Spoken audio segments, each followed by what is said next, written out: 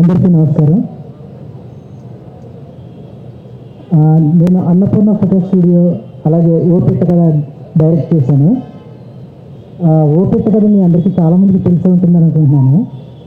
అయితే ఇప్పుడు మాధవ్ సార్ గురించి చెప్పాలంటే అది పెద్ద కథ అయితే కాదు, చాలా పెద్ద కథ. 5 minutes అంటే నాకు సరిపోదు, మినిమం 2-3 days కావాలి. అయితే ఒక ఇన్విజిలేటర్ పక్కన ఉంటుందిగా, ఎగ్జామ్ రాస్తుంటే ఎలాంటి ఫీల్ ఉంటుందో మాధవ్ సార్ ఎదురుగా ఉంటే నేను మాట్లాడుతుంటే నాకు అలాంటి ఫీరే ఉంటుంది. ఎందుకంటే నన్ను తర్వాత బాగా ట్రోల్ చేస్తారు. ఈ సినిమా గురించి చెప్పాలంటే ఎంత కష్టపడ్డారు అనడానికి బెస్ట్ ఎగ్జాంపుల్గా చెప్పాలి. చాలా కాలం అసలు మాధవ్ సార్ ఎంత స్ట్రగుల్ అయ్యారో నేను పక్క నుండి చూశాను. ఈ సినిమా స్టార్ట్ అయిన దగ్గర నుంచి దాన్ని ఫినిష్ చేయడానికి మాధవ్ సార్ ఎంత కష్టపడ్డారు అనేది నేను చూశాను.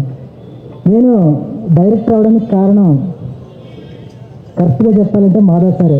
ఈరోజు నేను ఈ స్టేజ్ మీద ఉన్నానంటే కారణం మాధవ్ సారే. మాధవ్ సార్ పెట్టిన భిక్షే నాకు నాలెడ్జ్. నేను డైరెక్టర్ అయ్యానంటే ఆయన వల్ల.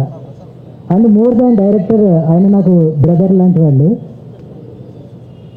ఈ సినిమాకి సంబంధించి ఒక స్టేజ్లో ఈ సినిమా ఒక ప్రొడ్యూసర్ ఆగిపోయింది, అంటే ఆల్మోస్ట్ అది ఆగిపోయింది కరోనాకు ముందు.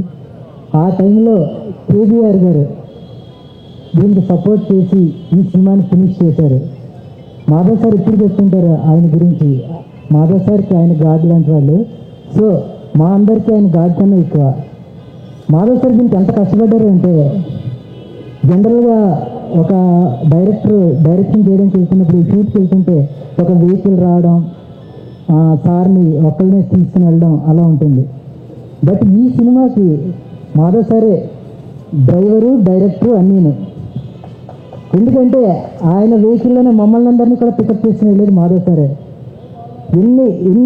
ఎంత స్ట్రెస్ ఉన్నా కూడా స్ట్రెస్ మీద అస్సలు చూపెట్టరు.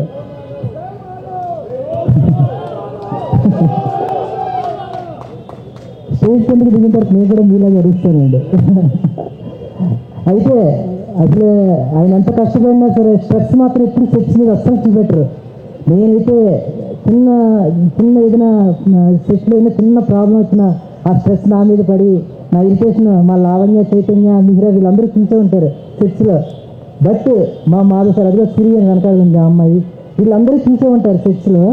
బట్ మాధవ్ సార్ ఎంత ప్రాబ్లం వచ్చినా ఆ సెట్స్ని ఎంత జోవియల్గా ఉంటారంటే, ఎంత లైట్ తీసుకుని ఆర్టిస్ట్ మీద వాళ్ళ ప్రెషర్ పడనివ్వకుండా దాన్ని ఆయన అసలు ఆయన మమ్మల్ని అందరినీ చీరప్ చేస్తూ, ఇంకా నేను స్టార్ట్ చేశానంటే అది అలా అవుతూనే ఉంటుంది. మాధవ్ సార్ గురించి చెప్పడం అయితే నేను స్టాప్ చేయలేరు ఎవరు, ఎందుకంటే ఆయన నాకు మోర్ దాన్ బ్రదర్. సార్ ఒక్కసారి మీరు స్టేజ్ మీద రండి సార్, ప్లీజ్ సార్. ఒకసారి రండి ఒక్క నిమిషం. ఎలాగే టైం ఉంది సార్, ఒక్క నిమిషం.